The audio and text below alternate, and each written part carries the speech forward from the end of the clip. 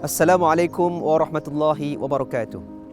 Kita berada di kawasan Masjid Ad-Dira' ataupun Masjid Asy-Syaikhaini.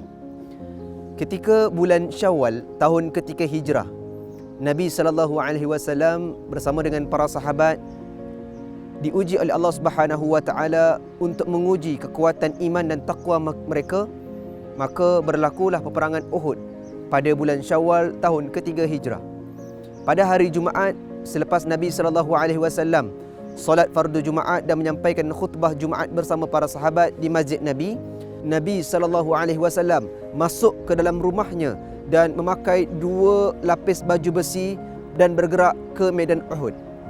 Sewaktu Nabi SAW bergerak daripada masjid Nabi SAW ke kawasan ini, dapatlah Nabi SAW mengumpulkan para sahabat seramai 1000 orang tentera yang akan membantu Nabi SAW dalam peperangan Uhud.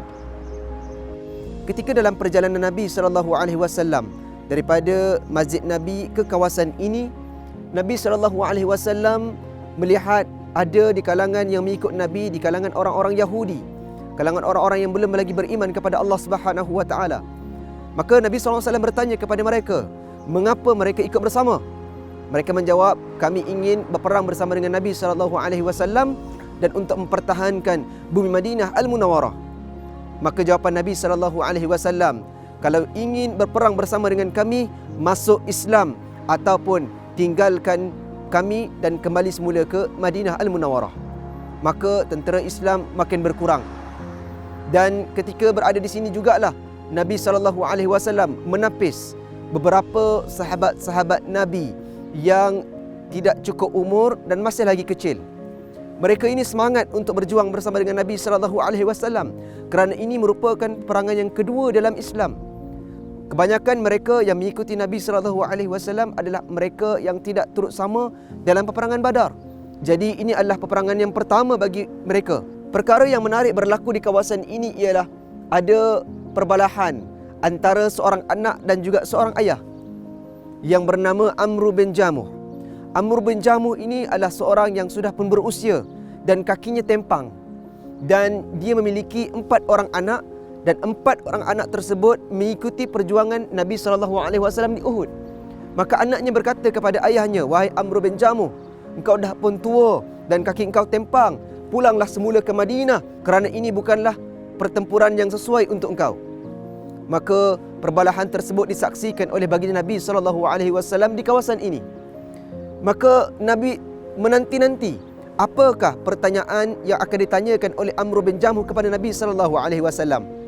Maka Amr bin Jamuh bertanya kepada Nabi SAW, wahai Rasulullah, sekiranya aku mengikuti dalam peperangan Uhud dan dalam keadaan kakiku tempang dan kemudian aku syahid, adakah aku akan dimasukkan ke dalam syurga dan kakiku akan sembuh? Mendengar pertanyaan tersebut, Nabi SAW menjawab, wahai Amr bin Jamuh, sekiranya engkau syahid dalam peperangan Uhud dan engkau akan dimasukkan ke dalam syurga Allah Subhanahu wa taala dan kaki engkau akan disembuhkan. Tidak lama selepas itu, Amr bin Jamuh syahid dalam peperangan Uhud, dan kata Nabi SAW, Nabi mendengar tapak kaki Amr bin Jamuh di syurga Allah Subhanahu wa taala. Dan di kawasan ini jugalah Nabi SAW melihat telatah tentera Nabi SAW ataupun sahabat Nabi SAW yang masih lagi kecil. Antaranya ialah Rafi'. Rafi' ingin mengadu kepada Nabi SAW untuk turut sama dalam peperangan Uhud. Rafi' adalah seorang kanak-kanak tetapi pandai memanah. Maka Nabi SAW bertanya kepada para sahabat yang besar, betul ke Rafi' ini pandai memanah? Maka sahabat-sahabat yang besar mengatakan, ya betul, Rafi' seorang yang mahir dalam memanah. Maka datang seorang sahabat Nabi SAW yang masih kecil lagi, namanya ialah Samurah.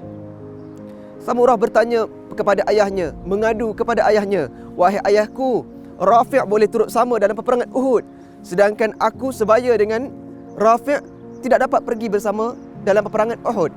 Maka ayah Samurah berjumpa dengan Nabi SAW mengadukan tentang perkara tersebut.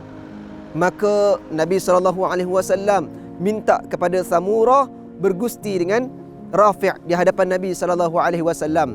Dan takdir Allah Subhanahu wa taala, pada ketika itu Samurah berjaya menjatuhkan Rafi'. Maka Samurah berjaya untuk meletakkan dirinya bersama dalam tentera Uhud.